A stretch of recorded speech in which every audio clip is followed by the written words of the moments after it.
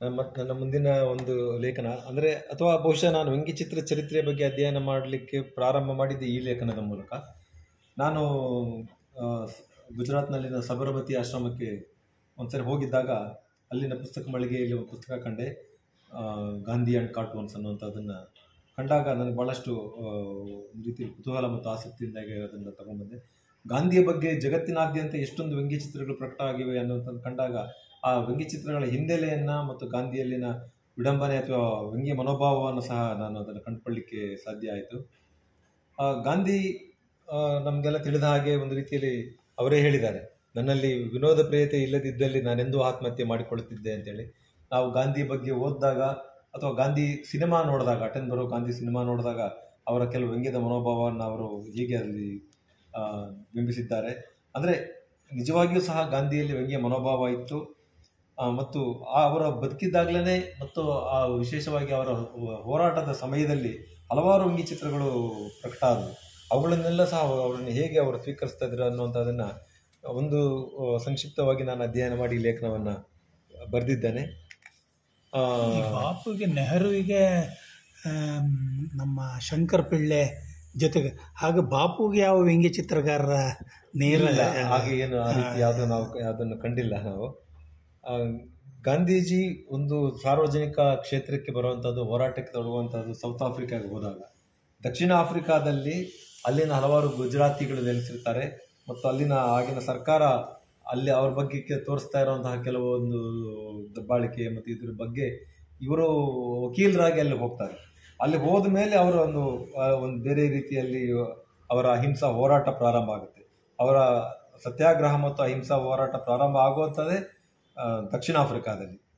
ಅಲ್ಲಿ ಅವರು ಹೊರಟಾಗ ಮತ್ತು ಅಸಹಕಾರ ಚಳವಳಿ ಹೇಗೆ ಪ್ರಾರಂಭ ಮಾಡ್ತಾರೆ, 1893ರಲ್ಲಿ ಅವರು ದಕ್ಷಿಣ ಆಫ್ರಿಕಾದ ವಾಸವನ್ನು ಪ್ರಾರಂಭ ಮಾಡ್ತಾರೆ. ಅಲ್ಲಿನ ಜನರಿಗೆ, ಅಲ್ಲಿನ ಸರ್ಕಾರದ ವಿರುದ್ಧ ಅವರು ಹೋರಾಡಲಿಕ್ಕೆ ಶುರು ಮಾಡಿದಾಗ ಹಲವಾರು ವ್ಯಂಗ್ಯಚಿತ್ರಗಳು ಪ್ರಕಟ ಆಗುತ್ತೆ. ಅವರು 1903ರಲ್ಲಿ ಒಂದು ಇಂಡಿಯನ್ ಒಪಿನಿಯನ್ ಅನ್ನೋಂಥ ಪತ್ರಿಕೆ ಸಹ ಪ್ರಾರಂಭ ಮಾಡ್ತಾರೆ. ಅದು ಇಂಗ್ಲೀಷ್, ಹಿಂದಿ, ಗುಜರಾತಿ ಮತ್ತು ತಮಿಳು ಭಾಷೆಗಳಲ್ಲಿಯೂ ಸಹ ಪ್ರಕಟ ಆಗ್ತಾ ಇರುತ್ತೆ. ಇವರು ಹೋರಾಟ ಪ್ರಾರಂಭ ಆದಾಗ ಇವರ ಬಗ್ಗೆ ಇಂಗ್ಲೆಂಡಿನಲ್ಲಿ ಸುದ್ದಿ ಆಗುತ್ತೆ ಮತ್ತು ಇವರು ಹೇಗೆ ಅಲ್ಲಿನ ಹೋರಾಟವನ್ನು ಪ್ರತಿನಿಧಿಸ್ತಾ ಇದ್ದಾರೆ ಅಂತ ಒಂದು ವ್ಯಂಗ್ಯಚಿತ್ರ ಪ್ರಕಟ ಆಗುತ್ತೆ. ಅಲ್ಲಿನ ಟ್ರಾನ್ಸ್ವಾಲ್ ಸರ್ಕಾರದ ಬಗ್ಗೆ, passive resistance in the Transvaal ಅನ್ನುವಂಥ ಈ ವ್ಯಂಗ್ಯಚಿತ್ರ, ಸರ್ಕಾರ ಒಂದು ಬುಲ್ಡೋಸರ್ ರೀತಿಯಲ್ಲಿ, ಅಲ್ಲಿನ ಭಾರತೀಯ ಸಮುದಾಯ ಒಂದು ಆನೆಯ ರೀತಿಯಲ್ಲಿ ಅದರ ಮಾವುತನಾಗಿ ಗಾಂಧಿ ಕೂತಿದ್ದಾರೆ, ಅದು ಹೇಗೆ ತಳ್ಳಿಕ್ಕೆ ಅದು ವಿಫಲ ಆಗ್ತಾ ಇದೆ, ಇದು ಸಂಡೇ ಟೈಮ್ಸಲ್ಲಿ ಪ್ರಕಟ ಆಗುತ್ತೆ. ಇಂಡಿಯನ್ ಒಪಿನಿಯನ್, ಅದು ಅಮೇರಿಕನ್ ಇಂಗ್ಲೆಂಡಿನ ಕಾರ್ಟೂನಿಸ್ಟ್ ಬರ್ತಿರುವಂಥದ್ದು. ಅದನ್ನು ಸಹ ಇವರು ಇಂಡಿಯನ್ ಒಪಿನಿಯನ್ನಲ್ಲಿ ಅದನ್ನು ಮತ್ತೆ ರೀಪ್ರಿಂಟ್ ಮಾಡಿ ಅದಕ್ಕೊಂದು ವ್ಯಾಖ್ಯಾನವನ್ನು ಸಹ ಕೊಡ್ತಾರೆ. ಈ ರೀತಿ ಅವರು 1893ರಿಂದ 14ರವರೆಗೆ ಅವರ ಹೋರಾಟ ದಕ್ಷಿಣ ಆಫ್ರಿಕಾದಲ್ಲಿ ನಡೆಯುತ್ತೆ. ಹಲವಾರು ಅಲ್ಲಿನ ಬೀದಿ ವ್ಯಾಪಾರಿಗಳಿರ್ತಾರೆ, ಅವ್ರ ಬಗ್ಗೆ ಎಲ್ಲ ಸಹ ಇವರು ಪ್ರತಿನಿಧಿಸಿ ಇಲ್ಲಿ ನನ್ನನ್ನು ಅರೆಸ್ಟ್ ಮಾಡಿ ಟ್ರಾನ್ಸ್ವಾಲ್ನ ದೈತ್ಯರೆದುರು ಎದೆಸೆಟ್ಟಿಸಿ ನಿಂತ ಗಾಂಧಿ, ಇದೊಂದು ವ್ಯಂಗ್ಯಚಿತ್ರ ಬ್ರಿಟಿಷರೇ ಬರೀತಾರೆ. ಅದೇ ರೀತಿಯಲ್ಲಿ ಚಿತ್ರಗಾರ ಯಾರಂದು ಗೊತ್ತಿಲ್ಲ, ಇದು ಗೊತ್ತಿಲ್ಲ. ಅಲ್ಲ ಅಲ್ಲಿ Rand Daily Mail, the Star ಪತ್ರಿಕೆಗಳು, ಇದು ರ್ಯಾಂಡ್ ಡೈಲಿ ಮೇಲಲ್ಲಿ ಪ್ರಕಟ ಆಗಿರುವಂಥದ್ದು, ಇದು ಸ್ಟಾರ್ ಪತ್ರಿಕೆಯಲ್ಲಿ ಪ್ರಕಟ ಆಗಿರುವಂಥದ್ದು, ಮತ್ತು ಇಂಗ್ಲೆಂಡಿನ ಸಂಡೇ ಟೈಮ್ಸಲ್ಲಿ ಆ ಪತ್ರಿಕೆಗಳು ಇಂಡಿಯಾಕ್ಕೆ ಬರ್ತಿತ್ತು ಆಗ ಗೊತ್ತಿಲ್ಲ. ಇದು ಇಂಗ್ಲೆಂಡಲ್ಲಿ ಪ್ರಕಟ ಆಗಿರುವಂಥದ್ದು, ಅಲ್ಲಿನ ಅವುಗಳನ್ನು ಸಂಗ್ರಹಿಸಿದ್ದಾರೆ. ಬ್ರಿಟಿಷರು ಇಲ್ಲಿ ಸರ್ಕಾರ ಪ್ರಾರಂಭ ಮಾಡಿದ ಹಲವಾರು ಪತ್ರಿಕೆಗಳು ಬರ್ತಾ ಇದ್ವು. ಅದೇ ರೀತಿ ಅವರ ಅಹಿಂಸಾ ಹೋರಾಟದ ಒಂದು ವ್ಯಂಗ್ಯಚಿತ್ರದಲ್ಲಿ ಕಾಣ್ಬೋದು ಹೋರಾಟದ ಪ್ರಾರಂಭವನ್ನು. ಈ ಗುಂಡು ಹಾರಿಸ್ತೀನಿ ಅಂತಂದಾಗ ಎದೆ ಗುಂಡು ಹಾರಿಸುವಂಥ ಎದೆಯನ್ನು ತೋರಿಸ್ತಾ ನಿಂತಿದ್ದಾರೆ ಗಾಂಧಿ. ಆಮೇಲೆ ಡೇವಿಡ್ ಲೋರ್ ಅವರು ಸಹ ಭಾಳಷ್ಟು ವ್ಯಂಗ್ಯಚಿತ್ರಗಳನ್ನು ಬರೀತಾರೆ. ಅವ್ರು ಗಾಂಧಿಯನ್ನು ಇಂಟರ್ವ್ಯೂ ಮಾಡಲಿಕ್ಕೆ ಭಾರತಕ್ಕೆ ಬರ್ತಾರೆ ಒಂದ್ಸರಿ ಡೇವಿಡ್ ಲೋರ್. ಆಗ ಗಾಂಧಿ ತಮಾಷೆಗೆ ಕೇಳ್ತಾರಂತೆ, ನನ್ನ ಮೇಕೆಯನ್ನು ನೀವು ಸಂದರ್ಶನ ಮಾಡ್ತೀರಾ ಅಂತೇಳಿ. ಆಮೇಲೆ ಗಾಂಧಿ ಮೇಕೆ ಹಾಲು ಕುಡಿತಾ ಇದ್ದಿದ್ದು ಇಂಗ್ಲೆಂಡಲ್ಲೂ ಭಾಳ ಸುದ್ದಿ ಆಗಿರುತ್ತೆ. ದಕ್ಷಿಣ ಆಫ್ರಿಕಾದಲ್ಲಿನ ಹೋರಾಟ ಮುಗಿಸಿ ಹೇಗೆ ಭಾರತದ ಸ್ವಾತಂತ್ರ್ಯ ಹೋರಾಟಕ್ಕೆ ಗಾಂಧಿ ಬಂದು ಸಂಪೂರ್ಣವಾಗಿ ತೊಡಗಿಸ್ಕೊಳ್ತಾರೆ, ಇಲ್ಲಿ ಅವರ ಹಲವಾರು ಬದುಕಿನ ದೃಶ್ಯಗಳನ್ನು ನಾವು ವ್ಯಂಗ್ಯಚಿತ್ರಗಳ ಮೂಲಕ ಕಾಣ್ತಾ ಹೋಗ್ಬೋದು. ಇಲ್ಲಿ ನಮಗೆಲ್ಲ ತಿಳಿದೇ ಇದೆ, ಗಾಂಧೀಜಿ ಕಡಲೆಕಾಯಿ ತಿಂತಿದ್ದು ಮತ್ತು ಮೇಕೆ ಹಾಲು ಕುಡಿತಾ ಇದ್ದಿದ್ದು. ಆಗ ಇವರೊಂದು ಸಾರಿ ದುಂಡು ಮೇಜಿನ ಪರಿಷತ್ತಿಗೆ ಗಾಂಧಿಯನ್ನು ಆಹ್ವಾನಿಸಿದಾಗ ಅಲ್ಲಿ ಲಂಡನ್ನಿನ ಡೈಲಿ ಮೇಲ್ ಅನ್ನುವಂತಹ ಒಬ್ಬ ಪಾಯ್ ಅನ್ನುವಂಥ ವ್ಯಂಗ್ಯಚಿತ್ರಕಾರ ಡೈಲಿ ಮೇಲ್ ಪತ್ರಿಕೆಯನ್ನು ಒಂದು ಕಾರ್ಟೂನ್ ಬರೀತಾನೆ.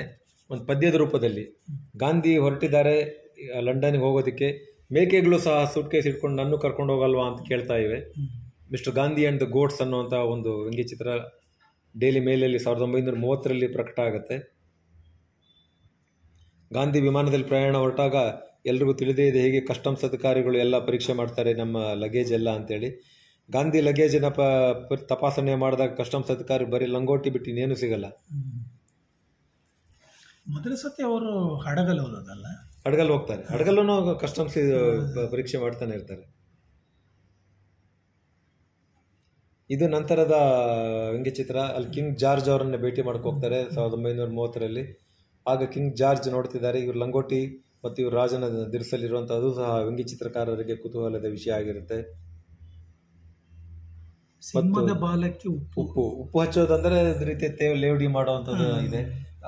ಬ್ರಿಟಿಷ್ ಸಂಕೇತ, ಸರ್ಕಾರದ ಸಂಕೇತ ಸಿಂಹದ ಬಾಲಕ್ಕೆ ಉಪ್ಪು ಹಚ್ಚುತ್ತಾ ಇದ್ದಾರೆ, ಅಂದ್ರೆ ಕೇರ್ ಮಾಡ್ತಾ ಇಲ್ಲ ಅಂತೇಳಿ.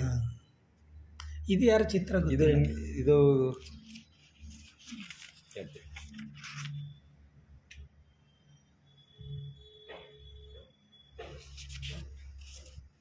ಲಂಡನ್ನಿನ ಉಪ್ಪು ಚಿತ್ರ ವ್ಯಂಗ್ಯಚಿತ್ರಗಳು ಅಮೆರಿಕದ ಸನ್ ಪತ್ರಿಕೆಯಲ್ಲಿ, ಲಂಡನ್ನಿನ ಡೈಲಿ ಎಕ್ಸ್ಪ್ರೆಸ್ ಹಾಗೂ ಗ್ರಾಫಿಕ್ ಮುಂತಾದ ಪತ್ರಿಕೆಗಳಲ್ಲಿ ಪ್ರಕಟ ಆಗುತ್ತೆ. ಇಲ್ಲಿ ಅಮೆರಿಕದ ವ್ಯಂಗ್ಯಚಿತ್ರಕಾರರು ಒಂದು ಲೈಫ್ ಪತ್ರಿಕೆಯಲ್ಲಿ ಒಂದು ಇಡೀ ಪುಟಾಣ ಪ್ರಕಟ ಆಗುತ್ತೆ. ಇದು ಅದರಲ್ಲಿ ಗಾಂಧಿಯನ್ನು ಒಬ್ಬ ದೇಶದ್ರೋಹಿ ಅಂತೇಳಿ ಅಂದರೆ ಇದು ಮಾಡ್ತಾ ಇದ್ದಾರೆ, ಅಂದರೆ ಗಾಂಧಿ ಶರಣಾಗ್ತರಾಗ್ತಾ ಇದ್ದಾರೆ ಬ್ರಿಟಿಷರಿಗೆ. ಈ ವ್ಯಂಗ್ಯಚಿತ್ರದಲ್ಲಿ ಗಾಂಧಿ ತನ್ನ ತಲೆಯನ್ನೇ ತಗೊಂಡೋಗಿ ಒಪ್ಪಿಸ್ತಾ ಇದ್ದಾರೆ ಬ್ರಿಟಿಷರ್.